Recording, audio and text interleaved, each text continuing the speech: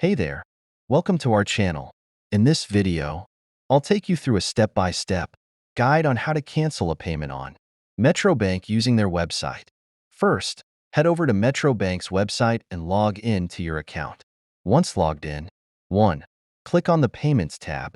2. Select View Payments or Transaction History. 3. Find the payment you want to cancel. 4. Click on the payment to view its details. 5. Click Cancel Payment or Reverse Payment. 6. Confirm the cancellation. A pop-up window will appear asking you to confirm the cancellation. Make sure to review the payment details before confirming. After confirming, you'll receive a confirmation message on screen.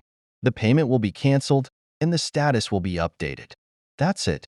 Canceling a payment on Metro Bank's website is quick and easy. Remember to act quickly, as payment cancellation deadlines may apply. If you have any questions or need further assistance, please leave a comment below. Don't forget to subscribe for more banking tutorials and finance tips.